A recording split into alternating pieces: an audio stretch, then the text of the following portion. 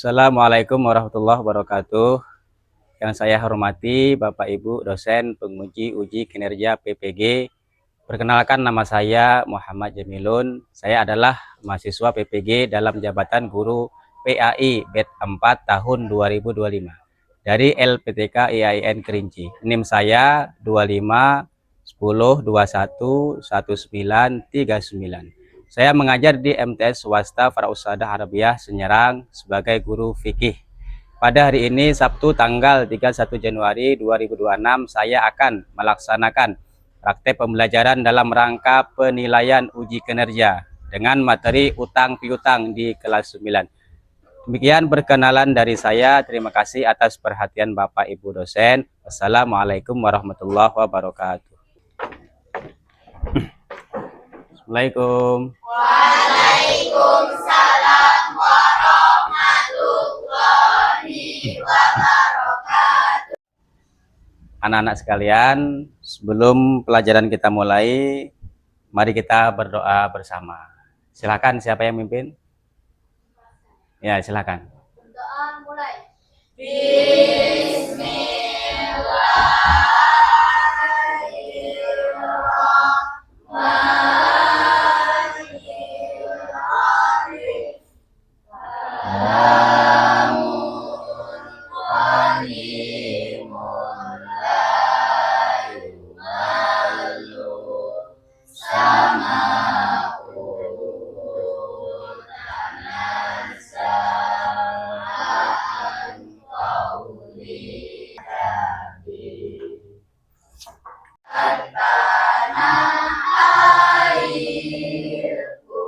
Marilah kita berseru,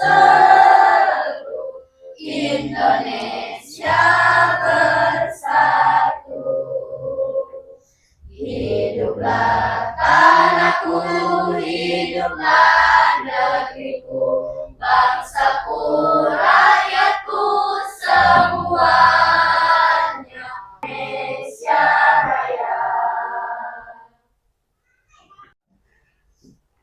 Anak-anakku sekalian, bagaimana kabarnya hari ini? Alhamdulillah baik. Alhamdulillah. Sebelum pelajaran dimulai, Bapak mau ngecek kerapian kalian. Silahkan dicek kerapian masing-masing. Yang belum rapi dirapikan. Songkoknya, jilbabnya, pakaiannya. Sudah rapi? Nah, kemudian Bapak juga mau ngecek kebersihan di sekitar kalian. Kalau ada sampah di sekitar, silahkan diambil.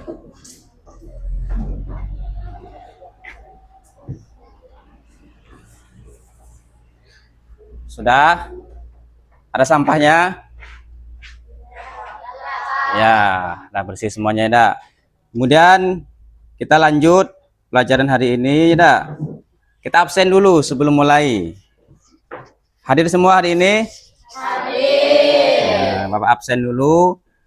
Yang pertama Aulia Marwita. Hadir, Pak. Kemudian Anissa Fathah. Hadir, Pak. Atik Nurjana. Hadir, Pak. Elsita Khairun Nisa. Hadir, Kak. Enita Nindya Suharti. Anak-anakku sekalian, masih ingat pelajaran minggu yang telah lalu, yaitu tentang wadiah? Masih ingat? Masih. Wadiah itu ialah barang titipan. Ingat masih? Nah, baiklah. Sebelum kita menginjak kepada materi hari ini, supaya kita lebih semangat, kita ice breaking dulu. Ya, anak-anak silahkan berdiri. Tepuk semangat. Semangat. Semangat. Untuk itu hari ini kita mulai pelajaran kita, yaitu tentang al-qard. Adalah hutang piutang, ya. Jadi sebelum mulai, ini adalah tujuan pembelajaran kita, Yang pertama adalah peserta didik mampu menganalisis ketentuan, syarat, rukun, adab, dan hikmah hutang piutang sebagai wujud ta'awun yang dilandasi cinta. Jadi Bapak mengharapkan semuanya setelah selesai pembelajaran ini kalian paham, tidak bisa menganalisis ketentuan syarat, rukun, adab, dan hikmah hutang piutang sebagai wujud ta'awun dalam apa yang dilandasi dengan cinta. Kemudian yang kedua, tujuan pembelajarannya adalah peserta didik mampu mempraktekkan tata cara pelaksanaan hutang piutang secara terintegrasi. Nanti setelah kita selesai materi, di akhir Bapak kasih tugas, yakni praktek hutang piutang. Ya, nah, untuk itu kita masuk kepada pembelajaran kita. Nah, yaitu kita menyaksikan lewat media video ya. Silahkan diperhatikan dan disimak. Ya, betul-betul. Untuk kelas 9 di semester 4. Pengertian hutang piutang atau al-qard. Hutang piutang atau qard mempunyai istilah lain yang disebut dengan dain. Istilah dain ini juga sangat terkait dengan istilah qard yang menurut bahasa artinya memutus. Menurut terminologi fikih bahwa akad hutang piutang adalah memberikan sesuatu kepada seseorang dengan perjanjian bahwa dia akan mengembalikan sesuatu yang diterimanya dalam jumlah yang sama dan dalam jangka waktu yang disepakati. Di dalam hutang piutang ini itu sudah ada perjanjian di awalnya dan mengembalikannya juga sesuai dengan jumlah yang dipinjamkan. Dasar hukum hutang piutang. Dasar hukum hutang piutang di sini terdapat dalam surah Al-Baqarah ayat 245 yang berbunyi A'udzu billahi minasyaitonir rajim. Bismillahirrahmanirrahim. Man dzalladzi yuqridu Allaha qardan hasanan fayudha'ifahu lahu ad'afan katsirah. Wallahu yaqbidu wa yabsutu wa ilaihi turja'un. Yang artinya, siapakah yang mau memberi pinjaman kepada Allah, pinjaman yang baik, atau menafkahkan hartanya di jalan Allah, maka Allah akan melipat gandakan pembayaran kepadanya dengan lipat ganda yang banyak. Allah menyembuhkan dan melapangkan rezeki, dan kepadanya lah kamu dikembalikan. Quran Surah Al-Baqarah ayat 245. Kemudian dasar hukum yang kedua itu ada hadis Rasulullah Shallallahu Alaihi Wasallam yang artinya tidak ada seorang muslim yang memberi hutang kepada seorang muslim dua kali, kecuali seolah-olah dia telah bersedekah kepadanya satu kali. Hadis riwayat Ibnu Majah. Hukum hutang piutang. Hukum hutang piutang di sini dibedakan menjadi 3. Yang pertama, hukum orang yang berhutang adalah mubah atau boleh, sedangkan orang yang memberikan hutang hukumnya sunnah, sebab ia termasuk orang yang menolong sesamanya.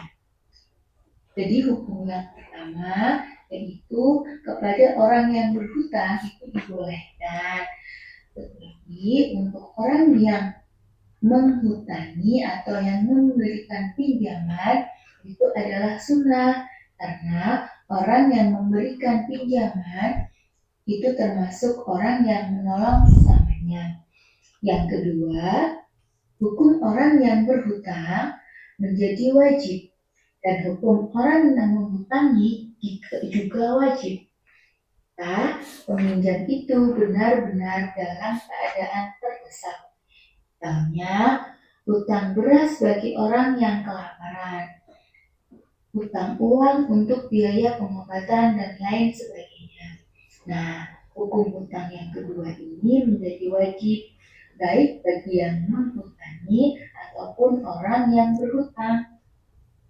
Tetapi dengan syarat ini dalam keadaan terdesak untuk menyelamatkan nyawanya.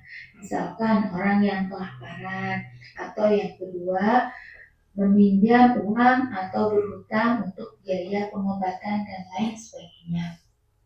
Nah, hukum hutang yang ketiga yaitu haram.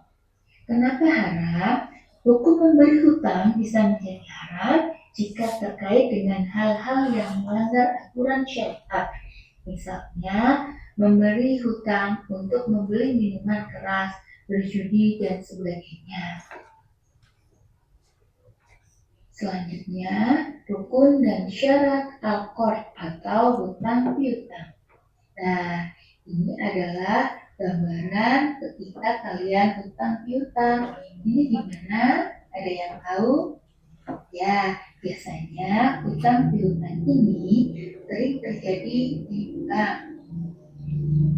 Rukun dan syarat al-qard yang pertama adalah dua orang yang berakad. Siapa saja? Orang yang berakad ini adalah orang yang memberi hutang dan orang yang berhutang. Jadi, syarat al-qard atau hutang piutang yang pertama adalah adanya dua orang ini, yaitu orang yang berhutang dan orang yang memberikan hutang. Yang kedua, harta yang dihutangkan. Jadi, hutang piutang itu akan sah jika ada harta yang dihutangkan. Harta yang dihutangkan bisa seperti uang, barang yang bisa ditakar, ditimbang, atau dihitung. Kemudian, harta yang dihutangkan diketahui kadar dan sifatnya. Yang ketiga yaitu sikot atau ijab kabul. Jadi, dalam berhutang, kedua belah pihak ini harus ada ucapan. Artinya, misalkan, saya menghutangimu atau memberimu hutang, dan ucapan kabul misalkan, saya menerima atau saya ridho menerima hutang ini. Jadi, ketika ketiga ini tidak ada, maka hutang piutang ini tidak sah. Jadi, ketika akan adanya hutang piutang, itu harus ada ketiga-tiganya. Selanjutnya, yaitu ketentuan dalam hutang piutang.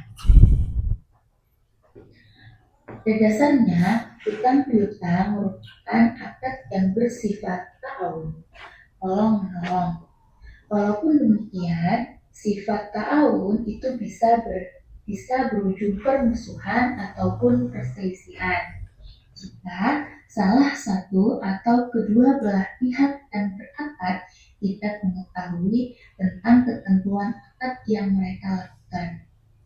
Untuk menghindari perselisihan yang tidak diinginkan, maka kedua belah pihak perlu memperhatikan hal-hal sebagai berikut. Nah, hutang piutang sangat dianjurkan untuk ditulis dan dipersaksikan. Jadi, ketika melakukan hutang piutang, meskipun tidak diwajibkan, tetapi dianjurkan untuk ditulis dan dipersaksikan. Dan di kemudian hari tidak ada perselisihan. Kemudian yang kedua, pemberi hutang tidak boleh mengambil keuntungan atau manfaat dari orang yang berhutang. Yang ketiga, melunasi hutang dengan cara yang baik dan tidak menyakitkan.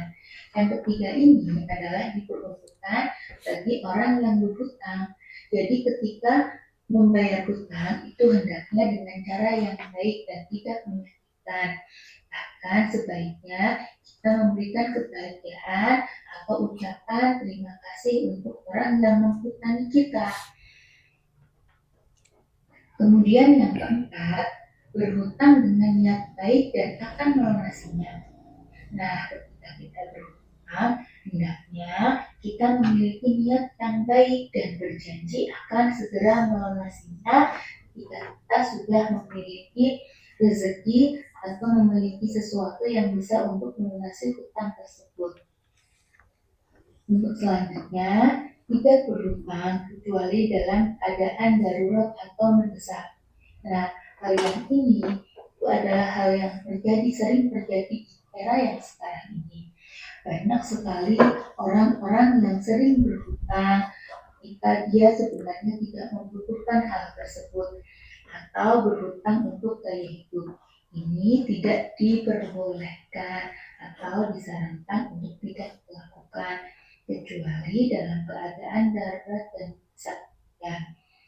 Yang selanjutnya, jika terjadi keterlambatan karena kesulitan keuangan, hendaklah orang yang berhutang memberitahukan kepada orang yang memberikan hutang. Nah, meskipun sudah waktunya untuk mengembalikan hutang, tetapi kita yang berhutang belum bisa membayar hutang tersebut, hendaknya kita memberitahukan kepada orang yang menghutang kita bahwa kita belum bisa mengembalikan hutang kita tersebut. Nah, ini harus dengan cara baik-baik. Yang selanjutnya yaitu segera melunasi hutang. Jangan menunda-nunda untuk membayar hutang ya, karena jika kita menunda-nunda untuk membayar hutang kita, maka sama saja kita mempersulit rezeki kita. Selanjutnya, untuk orang yang menghutangi, sebaiknya memberikan tenggang waktu kepada orang yang sedang kesulitan dalam melunasi hutangnya setelah jatuh tempo. Tidak boleh langsung kita meminta karena kita mengetahui orang tersebut dalam keadaan kesulitan. Jadi anak-anakku sekalian, dari video penjelasan yang kita tonton bersama tadi, kira-kira ada nggak pertanyaan? Ada, Pak. Ya, silahkan. Bagaimana hukumnya hutang kalau minta bayar lebih? Baiklah. Jadi hutang kalau minta bayar lebih, itu namanya lebihnya itu adalah riba. Ya enggak? Misalkan hutang 10.000, minta bayar 12.000, maka yang 2.000 adalah riba. Itu termasuk yang dilarang oleh syariat. Kemudian kelompok yang lain, ada lagi yang mau bertanya? Ya, silahkan. Di dalam berhutang, apakah harus ditentukan waktu pembayarannya? Ya, baiklah. Jadi kalau kita berhutang, sebaiknya ya enggak? Sebaiknya ditentukan waktu pembayarannya. Supaya apa? Agar tidak terjadi kesalahpahaman. Karena kalau tidak ditentukan nanti, hari ini utang, misal sampai setahun 2 tahun. Nah, maka diupayakan ditentukan waktu pembayaran. Paham? Kemudian yang lain, anak-anak? Ada, Pak. Ya, silahkan. Apakah boleh misal berhutang barang, kemudian dibayar dengan uang?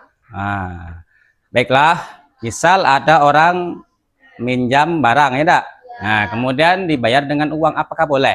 Itu sesuai dengan persepakatan atau perjanjian. Ya enggak? Kalau perjanjian dari awal minjam barang dibayar uang, sepakat enggak apa-apa. Tapi kalau dari awal enggak ada, maka hukumnya tidak boleh. Paham? Nah, kemudian kelompok yang lain? Nah, silahkan. Bagaimana orang yang sengaja berhutang tapi tidak berniat membayar, apakah berdosa? Nah, bagaimana orang yang sengaja berhutang tetapi tidak berniat untuk membayar, apakah berdosa? Tidak. Maka jawabannya adalah berdosa. Tidak. Karena sama dengan menipu, sudah dari awal tidak ada. Baiklah anak-anakku, ini Bapak mau menampilkan tentang praktek hutang piutang. Nah, nanti setelah kalian menonton ini, Bapak akan membentuk kelompok yang mana nanti kalian presentasi tugas ke depannya praktek hutang piutang. Ini contohnya mari kita saksikan bersama.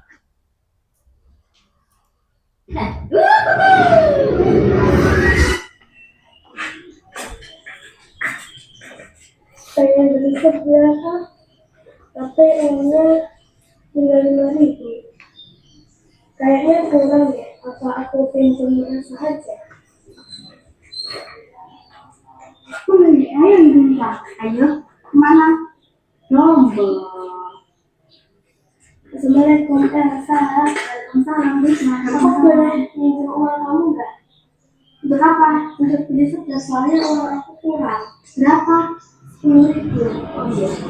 Kan tadi kan jadi saksinya ya kalau misalnya minjem uang aku 10.000. Oke. Siapa sih Elsa? Oh ya.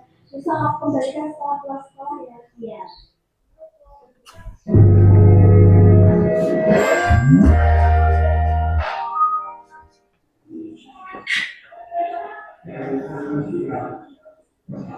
Assalamualaikum, Elsa. Waalaikumsalam. Elsa, ini aku mau lihat kalau uang yang kembali saya oh iya. Terima kasih Elsa. Sama-sama Elsa. Waalaikumsalam.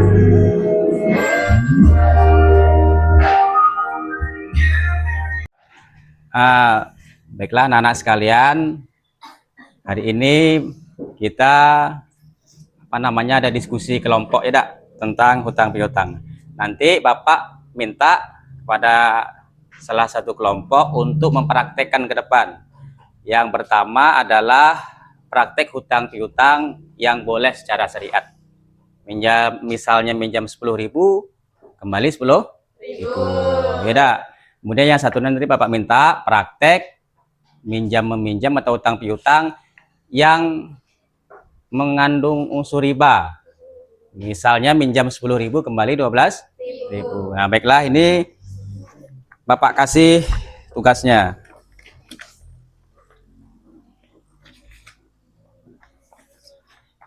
Silahkan didiskusikan.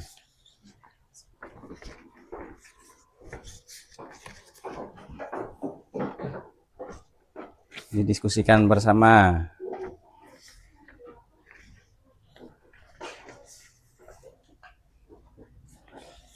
Silahkan dibaca, didiskusikan. Ini yang kelompok terakhir. Dibaca ya, didiskusikan.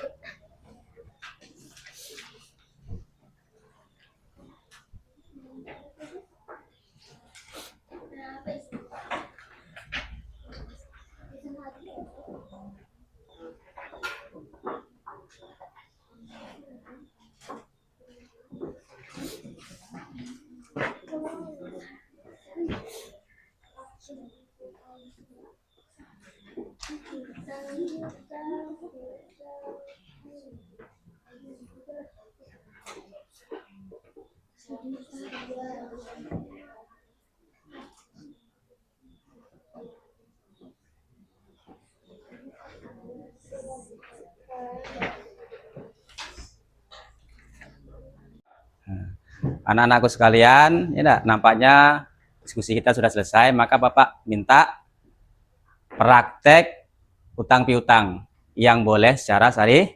Nah, silakan, siapa yang maju duluan?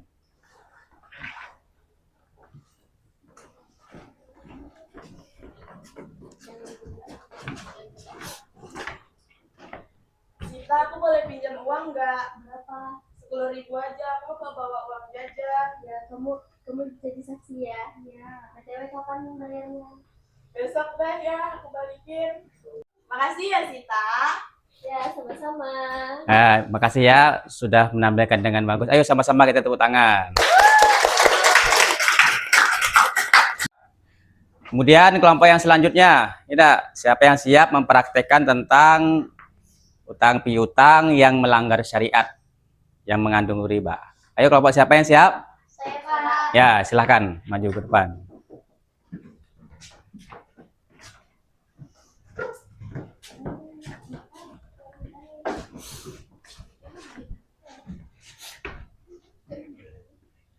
Aku pinjam uang mau beli makanan boleh nggak? Boleh. Berapa? 10.000. Ini kapan mau dibalikkan? Besok. Balikkan 15.000 ya? Ya. Ya. Kamu saksinya ya, Sabia? Ya. Ya, dah, terima kasih.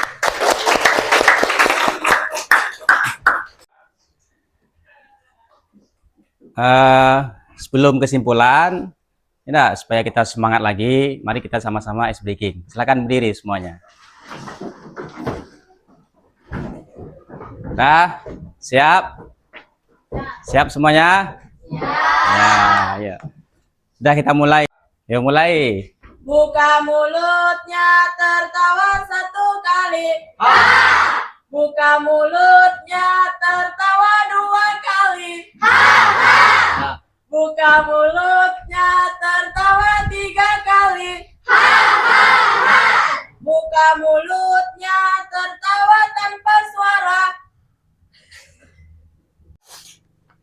Baiklah anak-anakku sekalian, dari pembelajaran tadi bisa Bapak simpulkan ya dak, tentang utang piutang. Yang pertama adalah utang piutang adalah transaksi keuangan antara dua pihak, yaitu pihak yang meminjam dan pihak yang meminjamkan. Kemudian yang kedua, berhutang dapat menjadikan solusi untuk kebutuhan mendesak, tetapi harus dilakukan dengan bijak dan bertanggung jawab. Kemudian yang ketiga, penting untuk membuat rencana pembayaran yang realistis dan membayar hutang tepat waktu untuk menghindari resiko dan konsekuensi negatif. Kemudian yang terakhir, penting untuk menghindari berhutang untuk kebutuhan tidak penting dan membuat anggaran yang realistis untuk menghindari kesulitan dalam keuangan. Jadi itulah kesimpulan pelajaran kita pada hari ini. Kemudian kita tutup dengan pembacaan doa. Mari kita berdoa sama-sama ya. Mari kita berdoa sama-sama. Bismillahirrahmanirrahim.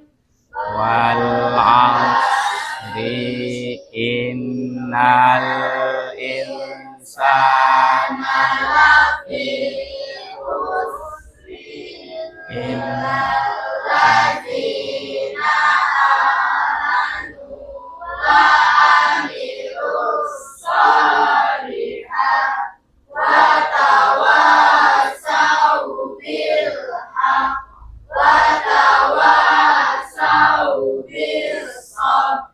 Bismillahirrahmanirrahim. Amantu tawakkaltu la haula wala quwwata illa billahil aliyyil azim. Dulu. Nah, jadi pelajaran Bapak sudah sampai di sini ya, kurang lebihnya mohon maaf. Bapak akhiri dengan ucapan wabillahi taufik wal hidayah. Assalamualaikum warahmatullahi wabarakatuh. Waalaikumsalam warahmatullahi wabarakatuh. Silahkan pulang anak-anak.